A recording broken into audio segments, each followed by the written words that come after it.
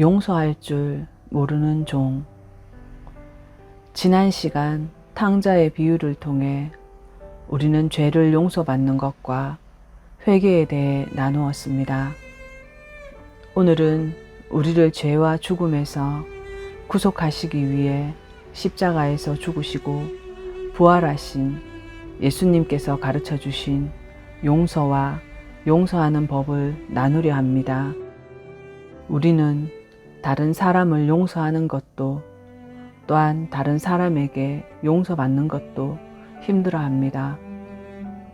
우리가 누군가를 용서해야 할 때 어떻게 어떤 마음으로 왜 용서해야 하는지 알고 또 누군가에게 용서를 받아야 할 때 어떤 마음으로 용서를 청해야 하는지도 생각해 보시면 좋을 것 같습니다. 마태복음 18장 22절입니다. 예수께서 그에게 말씀하셨다. 내가 너에게 말한다. 7번까지가 아니라 70번씩 7번까지 해주어라. 이 말씀을 하신 이유는 베드로가 예수님께 형제가 저에게 죄를 지으면 몇 번까지 용서해 주어야 합니까? 7번까지 해야 합니까? 라는 질문에 예수님께서 하신 대답이었습니다. 예수님의 용서는 70번씩 7번이라도 용서하라는 이 말씀이 진정으로 용서를 청하는 사람에게 아버지처럼 용서하라 라고 말씀하시는 것입니다. 그렇다면 우리는 우리에게 잘못한 사람을 이렇게 용서할 수 있을까요? 아니면 용서할 수 없을까요? 성경은 용서할 수 있다 라고 말합니다.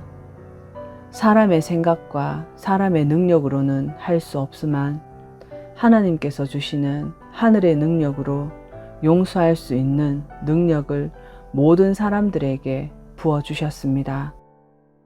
예수님께서는 우리들이 용서할 수 있는 사람이라는 것을 용서할 줄 모르는 종의 비유 말씀을 통해 깨닫기를 바라시며 들려주셨습니다. 마태복음 18장 23절에서 35절까지 내용입니다. 예수님께서 말씀을 시작하시면서 천국은 마치 자기 종들과 계산하고자 하는 어떤 왕과 같다라고 하시며 말씀하십니다. 그 왕 앞에 어떤 사람을 데려와서 계산을 시작합니다. 계산을 해보니 1만 달란트를 빚진 사람으로 갚을 능력이 되지 않아 그 왕이 명령하여 1만 달란트 빚진 사람과 그의 아내와 그의 자식과 그의 소유를 다 팔아서 빚을 갚으라 하였습니다. 우리는 성경을 읽다가 세겔, 드라크마, 아시리온, 렙톤, 달란트, 고란트, 데나리온 이러한 단어가 나오면 화폐의 가치가 실감나지 않기에 그렇게 빚을 졌구나, 그렇구나 라며 넘어갑니다. 그래서 1만 달란트의 가치를 인터넷에서 찾아보았더니 1만 달란트의 기준이 34kg으로 당시 장정 한 사람이 약 20년 동안 일을 해야 모을 수 있는 금액입니다. 이것은 금에 대한 기준입니다. 은의 가치는 또 조금 낮은 가격이었습니다.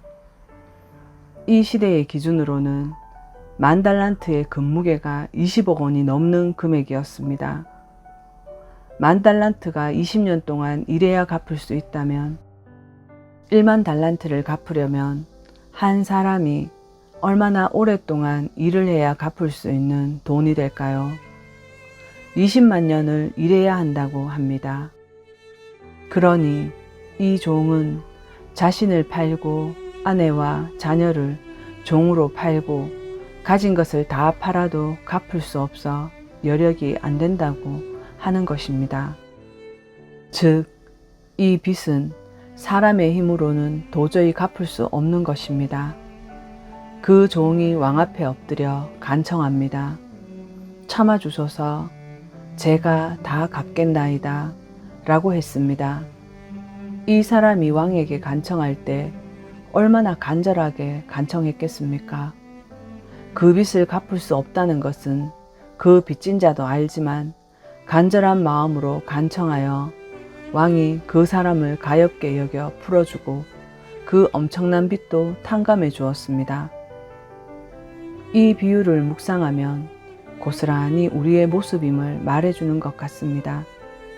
사람은 누구나 예외 없이 태어나면서부터 생명을 주신 하나님께 갚을 수 없는 1만 달란트를 빚주고 시작합니다. 우리 빚도 우리 힘으로 감당하지 못합니다.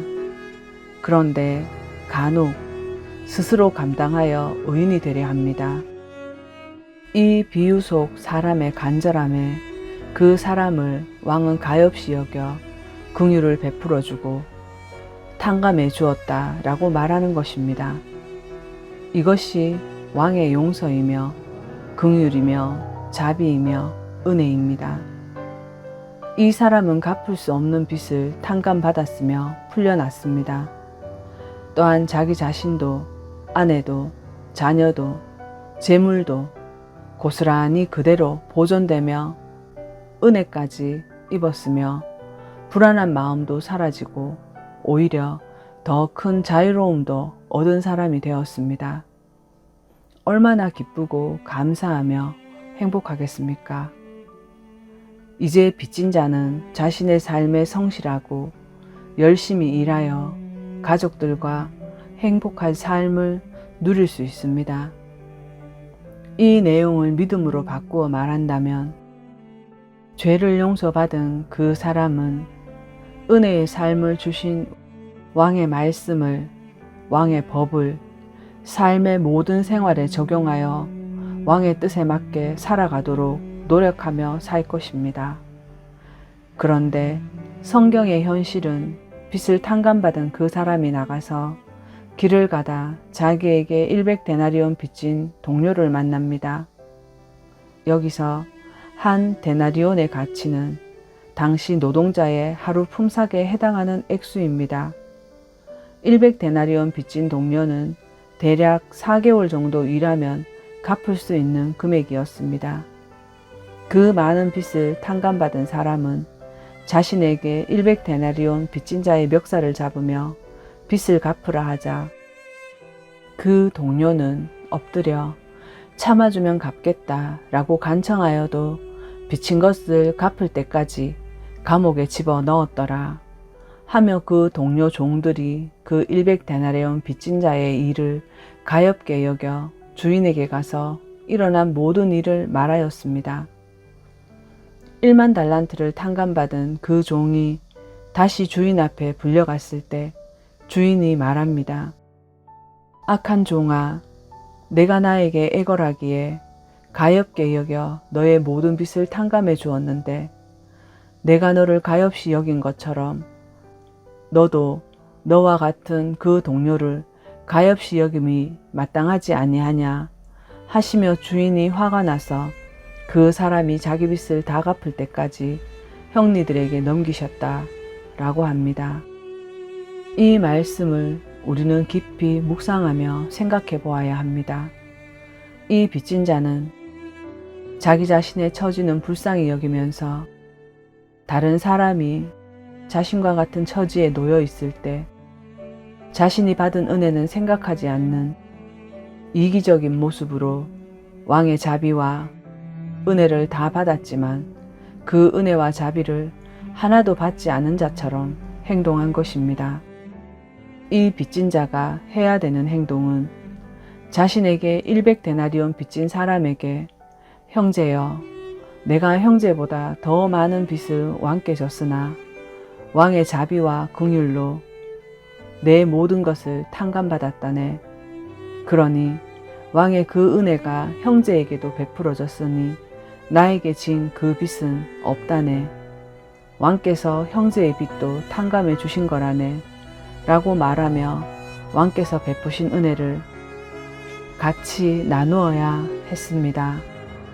그러나 1만 달란트 빚진 자는 자신에게 빚을 탕감해 줄 능력이 있었음에도 그 능력을 사용하지 않았습니다. 왕이 빚을 탕감해 줄 때 1만 달란트 빚진 사람에게 긍휼이라는 사랑의 마음을 함께 주셨습니다. 능력이 있었음에도 그 능력을 사용하지 않았습니다. 그러기에 갚을 수 없는 빚을 다 탕감받았음과 동시에 자신에게도 100데나리온 빚진 자신과 같은 처지의 그 사람을 가엾게 여길 수 있으며 그 동료에게 왕의 크신 은혜로 자신이 빚에서 탕감받은 긍휼의 그 마음을 나타낼 수 있었으나 그가 택한 것은 자신의 욕심이었습니다. 이 사람의 모습, 이 비유의 말씀은 1만 달란트 빚진 자는 바로 우리들의 모습이라고 말해주시는 것입니다. 우리는 하나님께서 우리들의 죄를 용서해 주시기를 바라고 구원받기를 원하면서 자신과 같은 입장의 동료에게 용서라는 자비를 베풀지 않는 모순된 모습을 말씀하십니다. 또한 믿는다는 그리스도인들이 항상 피해자 입장으로 세상을 살아가고 있습니다. 그리스도인들도 가해자가 되어 남에게 상처를 주고 용서를 구해야 할 때도 있다는 것을 알고 인정해야 되는 것입니다. 그러시면서 예수님께서 마지막 말씀을 이렇게 마무리하십니다. 마태복음 18장 35절입니다. 너희가 너희 형제를 진심으로 용서하지 않으면 하늘에 계신 내 아버지께서도 너희에게 이와 같이 하실 것이다. 이 말씀 참으로 두려운 말씀입니다.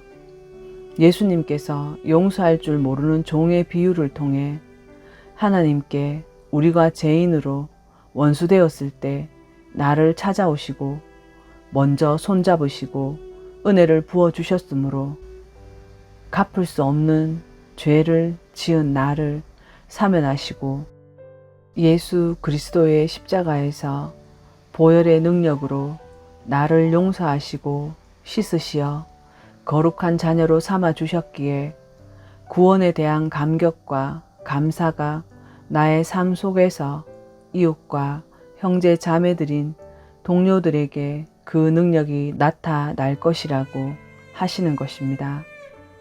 그러나 예수 그리스도께서 주신 그 용서를 내가 받은 경험이 없다면 용서를 할 수도 용서하는 방법도 알 수 없습니다.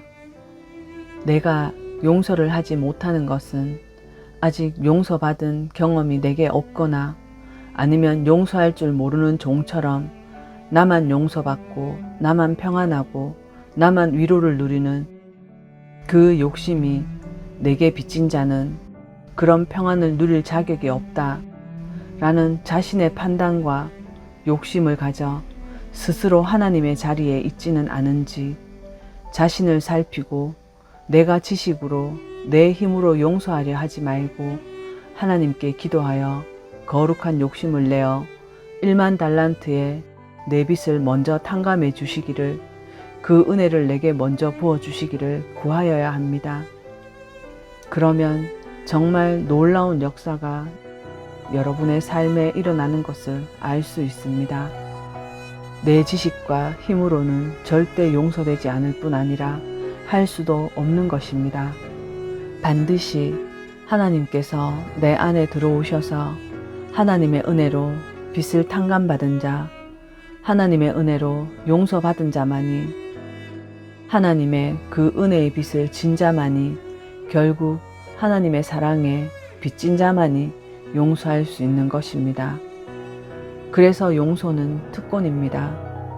하나님께서 먼저 용서를 하셨으며 용서받음과 동시에 그 감격과 평화와 사랑이 내가 감당할 수 없이 넘쳐 흐르니 그 자유함의 용서를, 그 사랑을 다른 사람에게 할 수 있는 것입니다.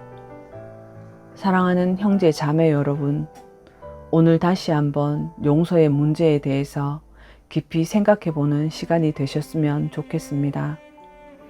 우리는 늘 자신의 죄와 자신의 용서만을 생각해 왔습니다. 용서는 말하기는 쉽지만 실천하기 가장 어려운 문제 중에 하나일 것입니다. 우리가 용서해야 하는 사람 중에는 멀리 있는 사람보다 가장 가까이 있는 가족일 수 있습니다.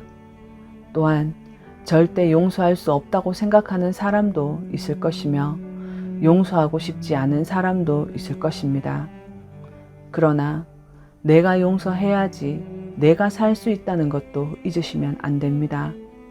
그래서 예수님께서 증오심과 복수심이 상대편을 무너뜨리고 해치는 것이 아니라 나를 무너뜨리고 나를 해치는 것이기 때문에 보복하는 것을 하나님께 다 맡기고 자신이 받은 하나님의 은혜로 용서하면 하나님이 내 마음속에 자유함을 주시고 치유하시어 평안함을 허락해 주신다고 하는 것입니다. 절대로 잊으면 안 되는 한 말씀을 예수님께서 기도로 가르쳐 주셨습니다.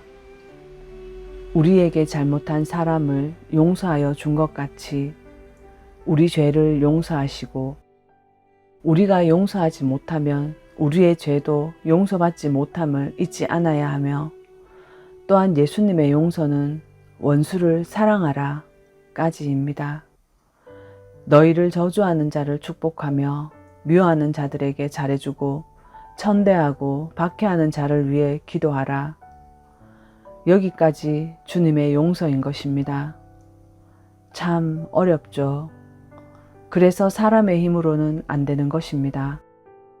이분을 우리가 믿는다 말하고 따르며 닮겠다고 예배드리며 기도하며 말씀 안에서 사는 것입니다.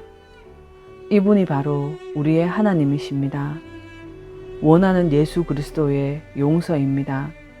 또한 예수 그리스도의 용서는 사랑입니다. 누가복음 23장 34절입니다.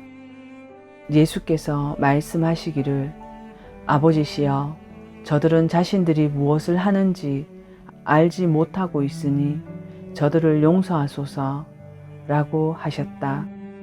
예수님이 십자가에 달려서 마지막까지 하신 말씀이 용서였음을 기억해야 할 것입니다.